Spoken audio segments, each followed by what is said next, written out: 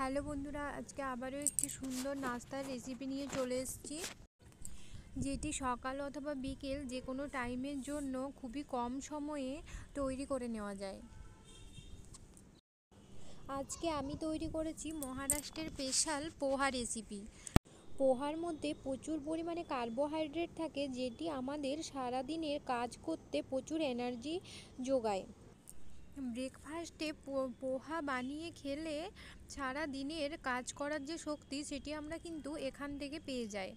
তো দেখতে পাচ্ছ, পোহা তৈরি করার জন্য প্রথমে আমি চিড়েগুলোকে পরিষ্কার জলে ভালোভাবে ধুয়ে নিচ্ছি। যতক্ষণ না জলটা কিন্তু পরিষ্কার বেরোয় 3 থেকে 4 বার আমাদেরকে এভাবে চটকে চটকে ধুয়ে নিতে হবে।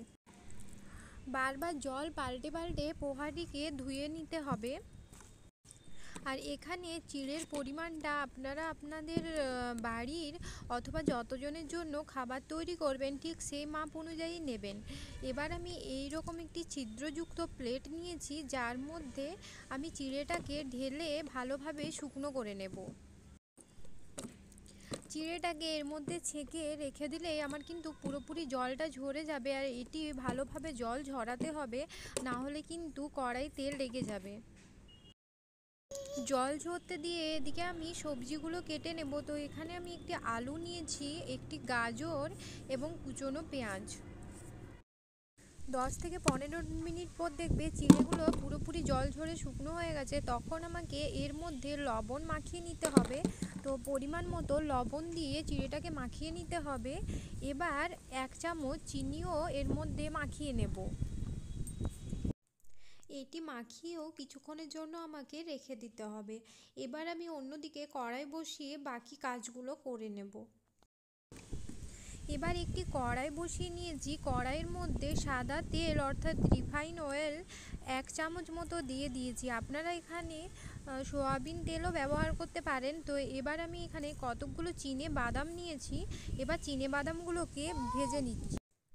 চিনে বাদামগুলোকে একটু লাল লাল করে ভেজে নিতে হবে। যতক্ষণ না বাদাম থেকে একটি সুগন্ধ বেরোচ্ছে ততক্ষণ পর্যন্ত কিন্তু বাদামগুলোকে ভেজে নেব।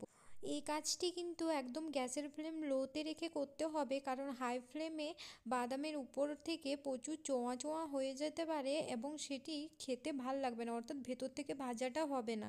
সেই জন্য এই কাজগুলি কিন্তু লো ফ্লেমেই করে নিতে হবে। এবার আমি বাদামগুলো একটি পাত্রে তুলে নিয়েছি। অন্যদিকে ওই তেলের মধ্যে আবার কয়েকটি দানা সর্ষে দিয়ে দিয়েছি, যেটি কালো সর্ষে, এবং তার সঙ্গে কয়েক দানা জিরে দিয়ে দিয়েছি এবং তার সঙ্গে 8 থেকে 10টা কারি পাতা দিয়ে দিয়েছি। তো কারি পাতা থেকে একটা ভালো সুগন্ধ চলে এলে তার মধ্যে আমি কুচি করে রাখা পেঁয়াজগুলো দিয়ে দেব। এবার পেঁয়াজগুলোকেও লাল লাল করে ভেজে নিতে হবে, কিন্তু একেবারে লাল করে আমি ভাজবো না। হালকা পেঁয়াজের কালারটি পরিবর্তন হয়ে এলেই এর মধ্যে আমি সবজিগুলো দিয়ে দেবো। এরপর যেহেতু পেঁয়াজটি সবজির সঙ্গে আরও কিছুক্ষণ ভাজা হবে, সেই জন্য পেঁয়াজগুলো একেবারে লাল করে কিন্তু সবজি দেবেন না, মাঝামাঝি ভাজা করে সবজিগুলো দিয়ে আবার ভালো করে ভেজে নেবেন। তো এবার আমি এর সবজিটার পরিমাণ অনুযায়ী লবণ দিয়ে দেব এবং লবণ দিয়ে আরেকটুখানি ভেজে নেব। তো এবার আমি এর মধ্যে 1 চামচ হলুদ গুঁড়ো দিয়ে দেব। আপনারা আপনাদের পরিমাণ মতো দেবেন। 1 চা চামচ হলুদ গুঁড়ো দিয়ে এটিকে আবার নেড়ে নেব। আপনারা যদি খুব বেশি ঝাল খেতে পছন্দ করেন তাহলে এর মধ্যে 1 চামচ লঙ্কার গুঁড়ো দিয়ে দিতে পারেন, অথবা কয়েকটি কাঁচা লঙ্কাও দিয়ে দিতে পারেন। কিন্তু আমি যেহেতু এটি বাচ্চার জন্য তৈরি করছি, তো সেই কারণে এখানে আমি লঙ্কা ব্যবহার করব না। এবার সব কিছু ভাজা ভাজা হয়ে গেলে এর মধ্যে বাদামগুলো মিশিয়ে 2 থেকে 4 বার নেড়ে নিয়ে এবার আমার যে ঝরিয়ে রাখা চিড়েটি রয়েছে সেটি আমি এর সঙ্গে মিশিয়ে দেব। আর যেহেতু ওখানে আমি চিনি মাখিয়ে রেখেছিলাম, সেই জন্য এখানে আমি চিনি বা লবণ কোনোটাই আর ব্যবহার করব না। তো এবার এটিকে ভালোভাবে নেড়ে নেড়ে মিশিয়ে নিতে হবে এবং এই প্রসেসটি লো ফ্লেমে 5 মিনিট মতো সব সবজির সঙ্গে চিড়েটাকে নাড়িয়ে নিতে হবে। 5 মিনিট পর দেখবে চিড়ের কালার এবং পোহার পুরো কালারটি চেঞ্জ হয়ে গেছে। তো দেখতে পাচ্ছ আমার পোহা পুরোপুরি রেডি হয়ে গেছে। এবার নামানোর আগে কিছুটা ধনেপাতা কুচি আমি ছড়িয়ে দিচ্ছি ওপর থেকে। এবার এর সঙ্গে আপনারা যদি প্রয়োজন মনে করেন বা আপনারা যদি খেয়ে থাকেন, তাহলে এর মধ্যে কতকগুলি গোটা সেও দিয়ে দেবেন।